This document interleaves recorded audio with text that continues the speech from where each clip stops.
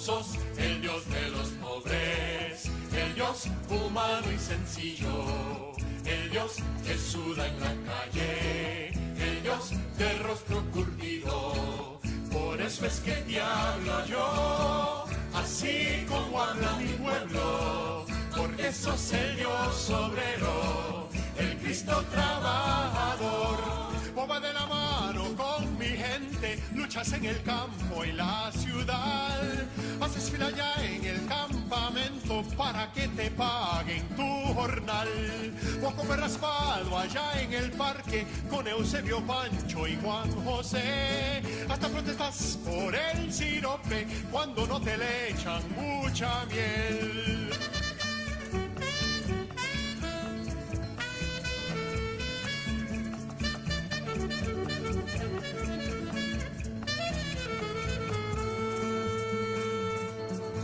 Sos el Dios de los pobres, el Dios humano y sencillo, el Dios que suda en la calle, el Dios del rostro curtido. Por eso es que te hablo yo, así como habla mi pueblo, porque sos el Dios obrero, el Cristo trabajador. Yo te he visto en una pulpería, instalado en un caramanchel. Te he visto vendiendo lotería, sin que te avergüence ese papel. Yo te he visto en las gasolineras, chequeando las llantas de un camión, hasta patrullando carreteras con guantes de cuero y overol.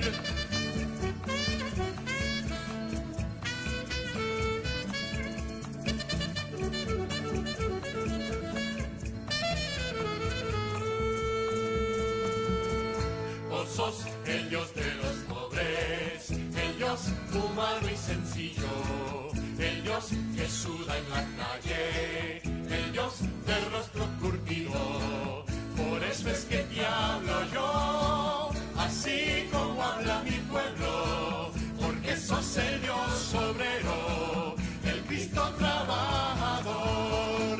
Por eso es que te hablo yo, así como habla mi pueblo, porque sos el Dios obrero, el Cristo trabajador.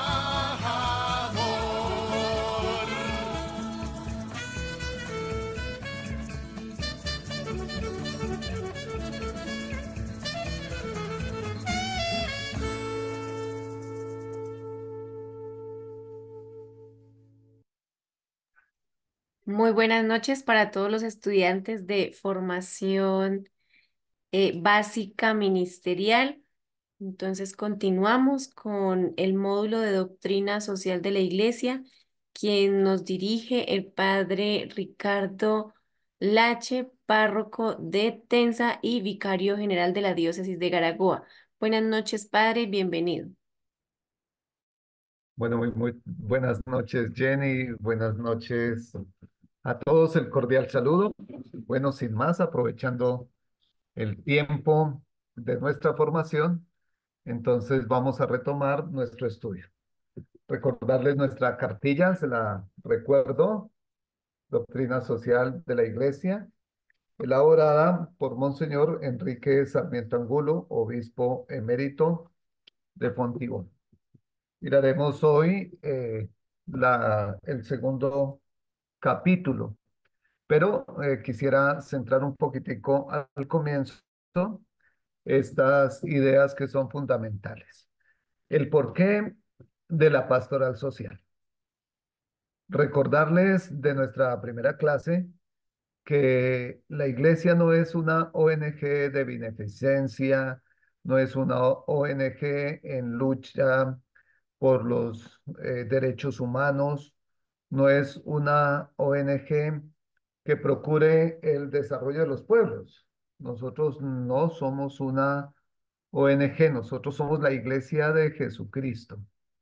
Y siendo nosotros la Iglesia de Jesucristo, nuestra misión, que fue lo que empezamos viendo hace ya 8 días, bueno, en la última sesión que tuvimos, esta experiencia de la misión de la iglesia. ¿Cuál es la misión de la iglesia? Y en esto quisiéramos insistir, la misión de la iglesia es evangelizar. Y evangelizar es llevar la buena noticia de Jesucristo. ¿Para qué? Para que todas las personas que escuchan la buena noticia busquemos afanosamente ese encuentro con el Redentor. En eso consiste la evangelización, un encuentro de amor con el Divino Redentor. La gran tarea de la iglesia es entonces evangelizar. Nos ha insistido mucho la iglesia, el Santo Padre, nuestro obispo, nuestros párrocos, nos han insistido en ¿para qué existe la iglesia? Si nos hicieran esa pregunta, ¿para qué existe la iglesia existe para evangelizar y punto. Existe para evangelizar.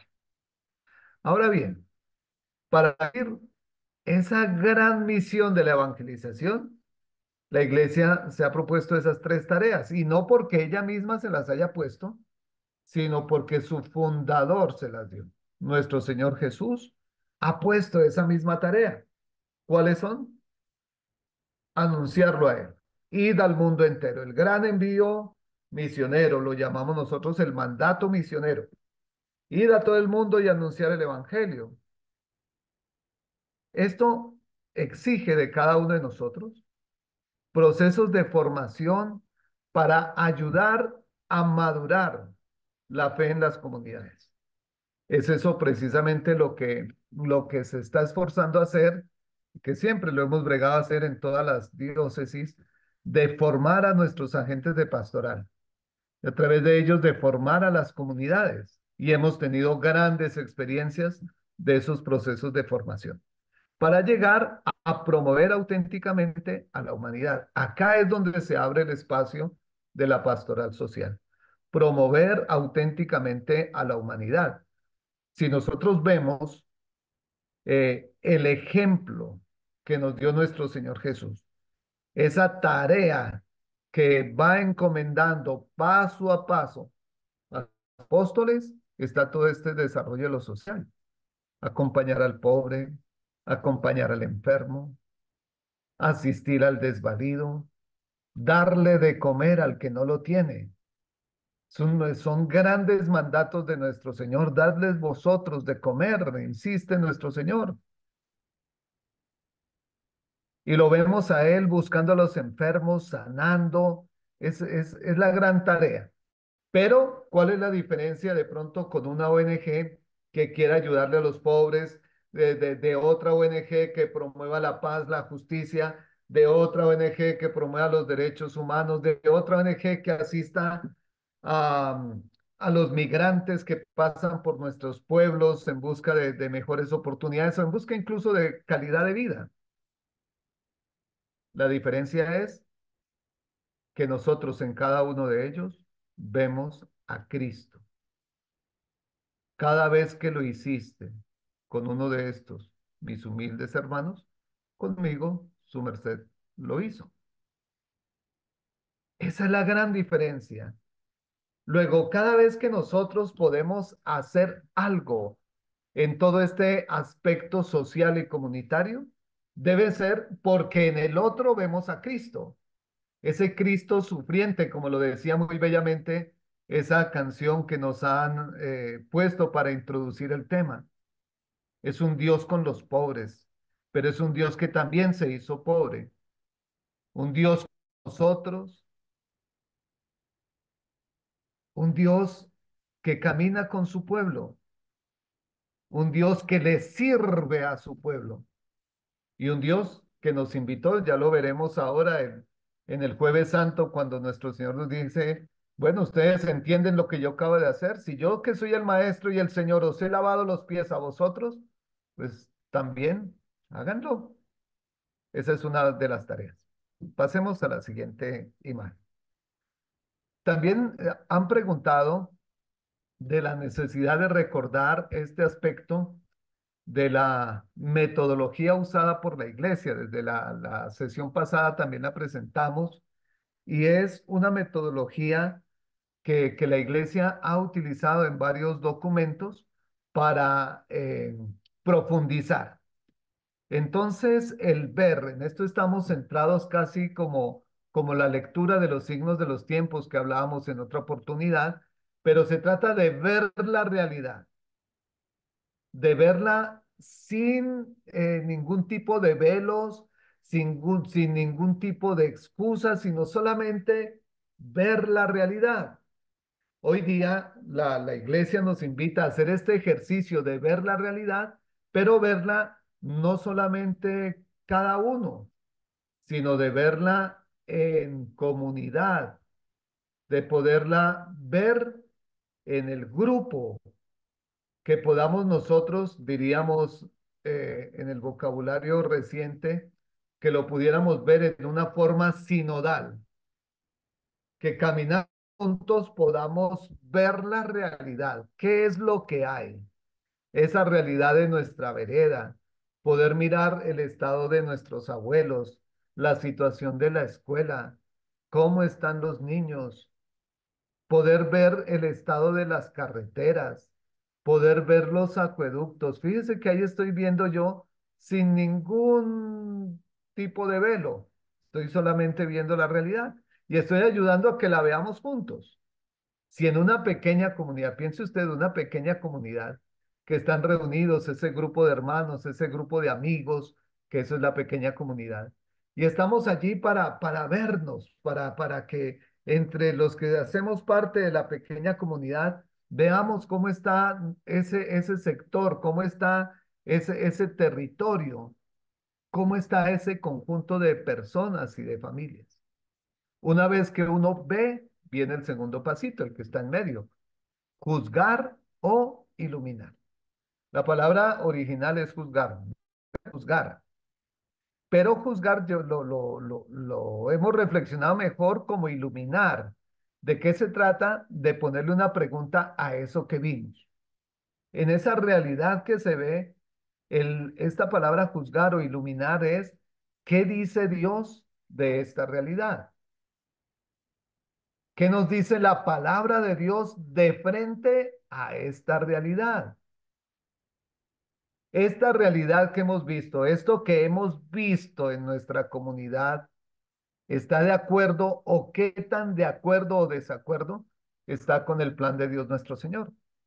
En este ejercicio del iluminar, aparece la palabra de Dios, aparecen los documentos de los padres de la iglesia y aparece también la doctrina de la iglesia, grandes verdades, grandes reflexiones que la iglesia ha aportado a medida que ha ido avanzando en su historia.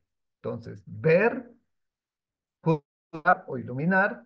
Y el último pasito de esa metodología es actuar. Hemos colocado acá, llevar a la vida.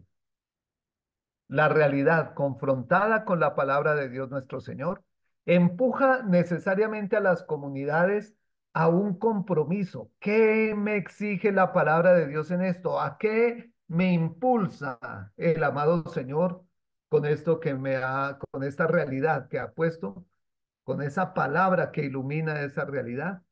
¿Qué debo yo hacer? Casi quisiera yo recordar como algunas frases y algunas experiencias de algunos hermanos en el Nuevo Testamento, no solamente en los evangelios, sino también cuando hay un movimiento fuerte de evangelización en boca de los apóstoles y la gente le pregunta, ¿qué tenemos que hacer, hermanos? ¿Qué es lo que tenemos que hacer? Ahí viene nuestro actuar. Ese es un recuerdo también de nuestra sesión pasada. Miremos ahora la siguiente diapositiva. Esta es otra pregunta interesante. Es que perdón, por acá trato de colocarlo. Miren, van apareciendo unos números. Van apareciendo unos numeritos, miren, estos números. Esos números, hermanos, tiene que representarnos a nosotros. Por eso hemos colocado esa diapositiva. Entonces, si usted mira abajo en la página, dice que es la página 17. Y la página 17 contiene el número 12. Ahí está en la parte superior de, del documento ya redactado. Esta es la página 17. Y en la página 17 de este libro que contiene nuestra constitución pastoral que estamos estudiando Gaudium et Spes, entonces tiene la siguiente lectura, dice, número 12, ¿no? Dice, creyentes e incrédulos están por lo general de acuerdo en todo lo que existe en la tierra. Se ha de ordenar hacia el hombre como hacia su centro y su culminación. Ahí está. Número 12, página 17.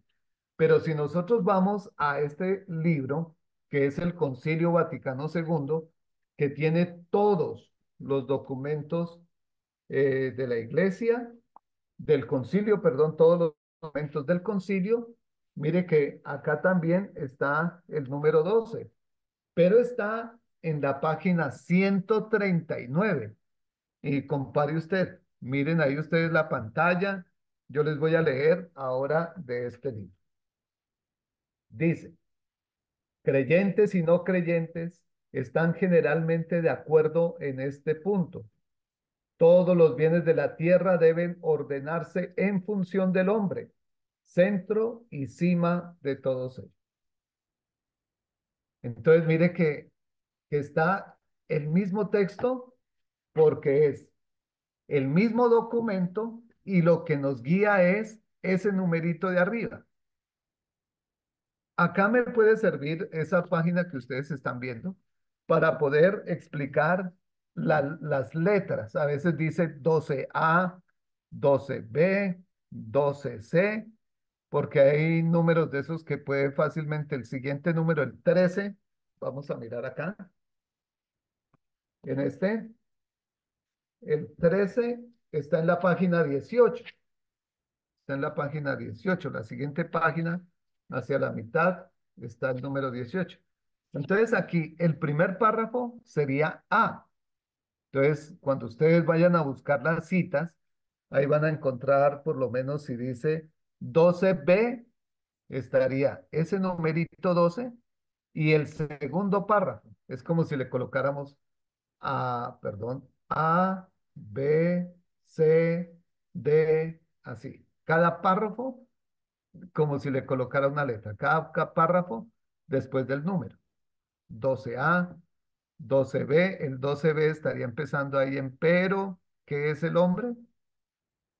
Ahí seguiría. O sea, para el ejercicio acá, el número 12C diría, enseña la Sagrada Escritura que el hombre fue creado a imagen de Dios. ¿Sí? Y ahí sigue. Quiero mostrarles al lado de esto que así obra la iglesia. Mire, así escribe o así se enumeran los documentos. Este que es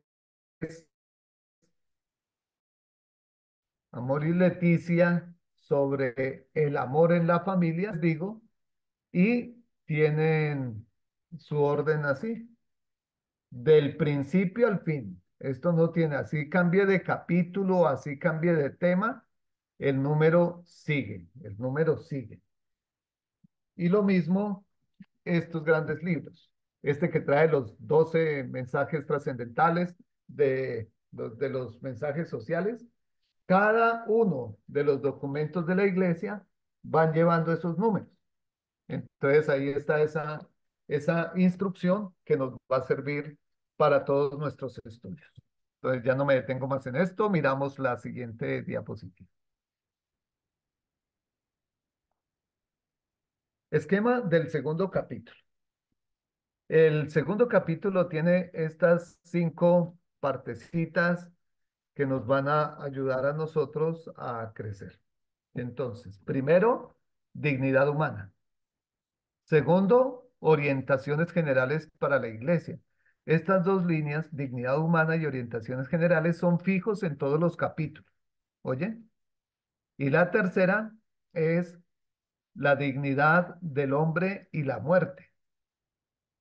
El cuarto aspecto que se estudia es la iglesia y el ateísmo. Y en el quinto, el crecimiento demográfico. Y el gran título de este segundo capítulo es respetar la dignidad de la persona. Entonces vamos a empezar nuestra reflexión propiamente de este segundo capítulo. Sigamos con la siguiente.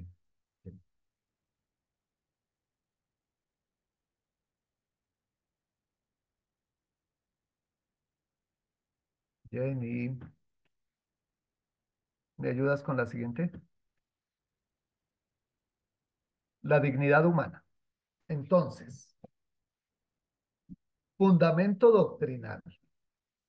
¿Cuál es el fundamento? En la doctrina social de la Iglesia, ¿cuál es el fundamento de la dignidad humana?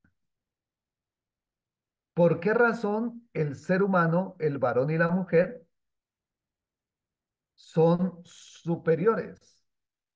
¿O cuál es su puesto en toda la creación?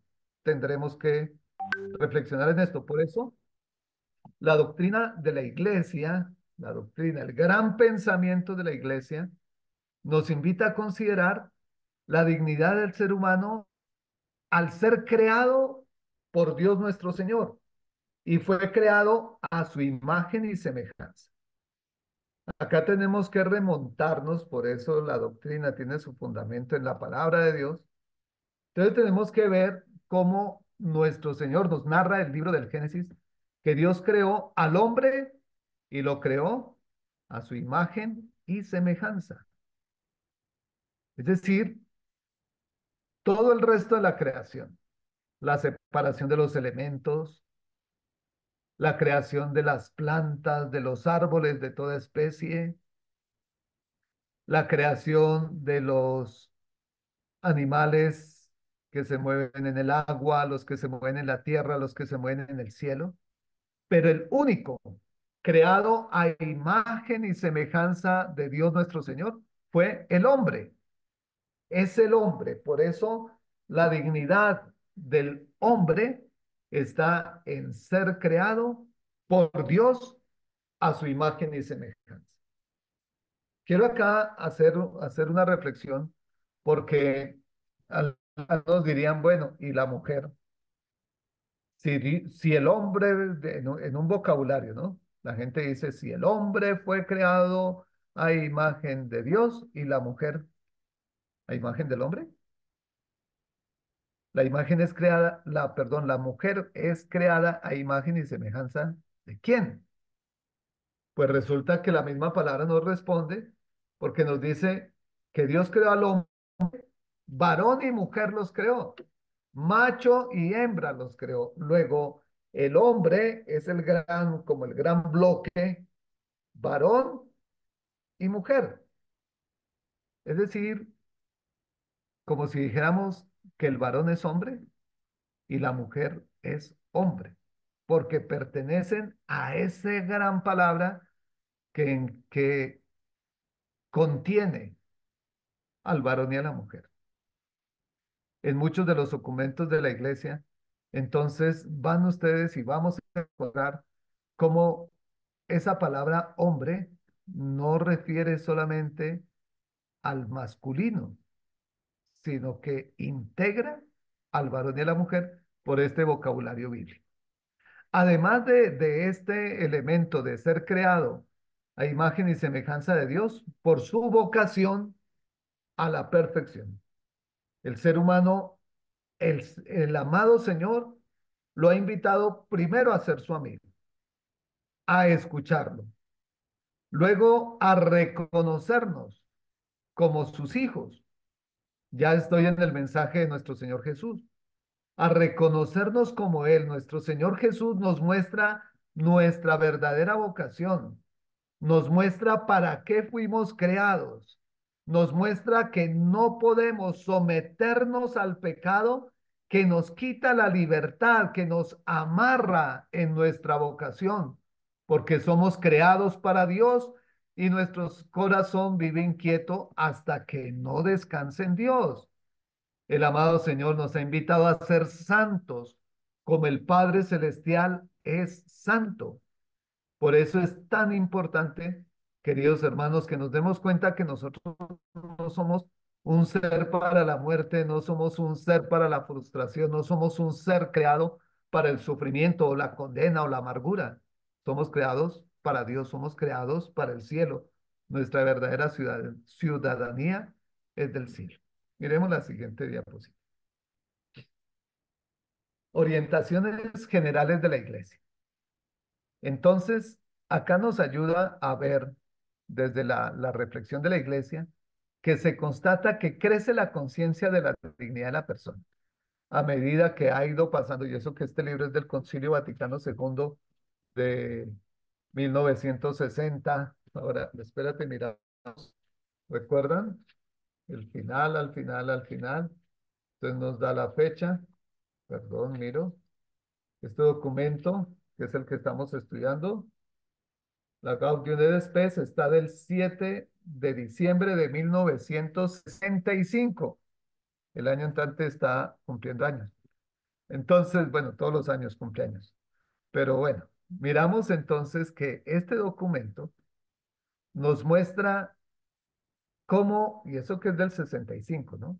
Cómo la conciencia de la dignidad de las personas va creciendo, va aumentando esa conciencia.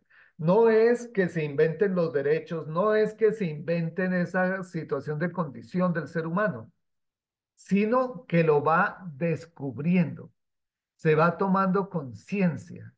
Hemos superado etapas fuertes de la existencia, la esclavitud, el sometimiento, y nos ha por eso propuesto unos derechos y unos deberes en medio de nuestra cultura hoy día que exige demasiados derechos. Nuestra iglesia siempre nos ha dicho, ok, mire los derechos, pero también mira los deberes.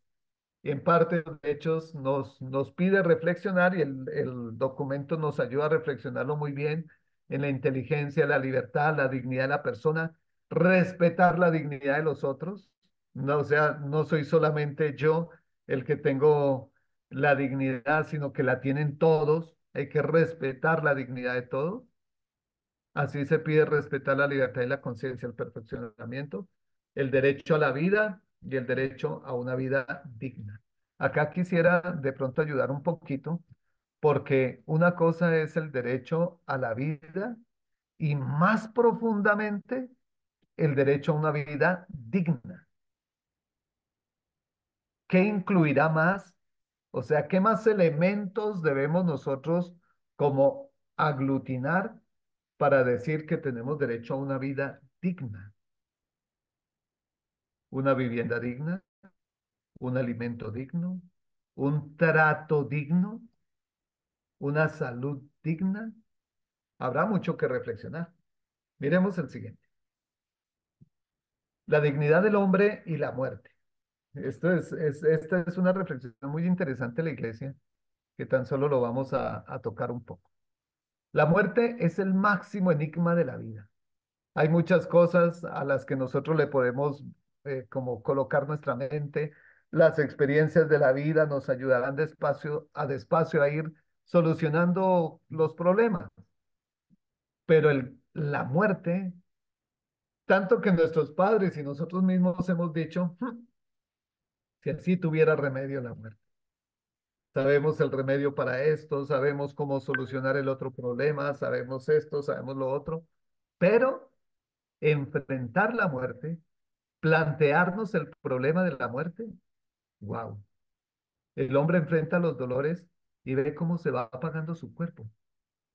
Pero el mayor tormento es pensar en desaparecer perpetuamente.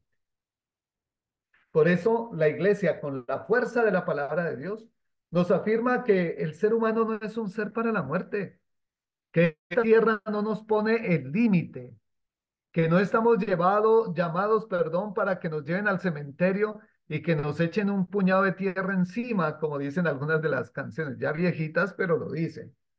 O que nos entierren en la sierra con los leones de mi manada. No, nosotros somos seres para el cielo. La victoria de Cristo sobre la muerte nos ha liberado y esto hace parte de nuestra dignidad humana. Miremos la siguiente. La iglesia y el ateísmo. El punto más alto de la dignidad humana es su llamado a la unión con Dios. Este elemento es muy sutil y habrá que reflexionarlo muy fuertemente en este tiempo. porque con vergüenza lo dice a veces uno, desde los mismos colegios, en algunos ambientes, se les va como mostrando a los niños como si Dios no existiera, conduciéndolos a una vida sin sentido, a expresiones fuertes del ateísmo.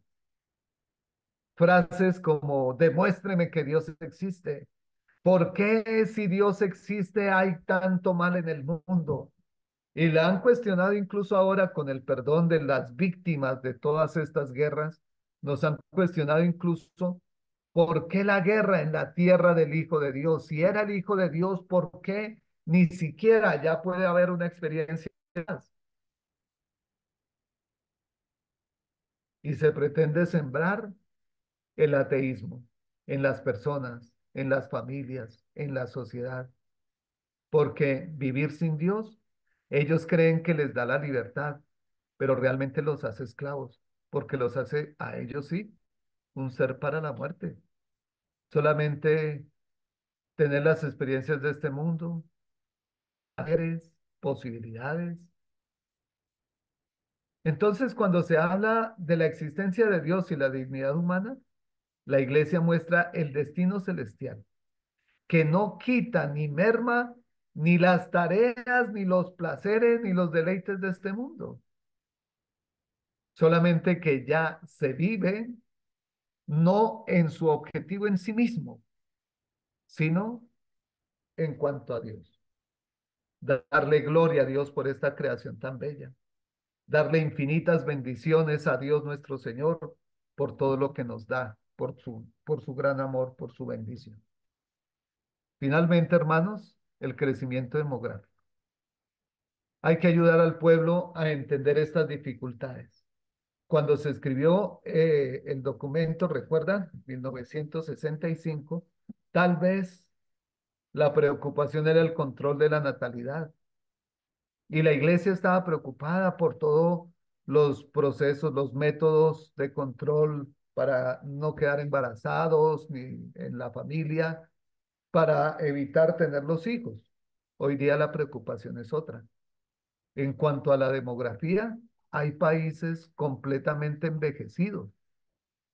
Hay países donde ya no hay niños, donde ya no hay jóvenes, donde se mueren las familias enteras, pues uno por uno, ¿no?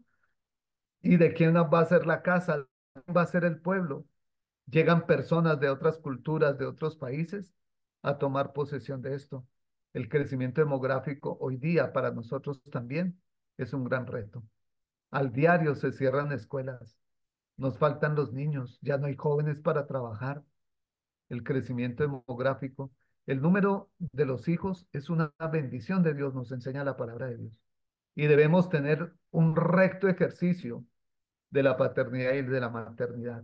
No preocuparnos por cuánto dinero se necesita, sino cuánto amor podemos dar y cuánto amor vamos a cosechar en la familia.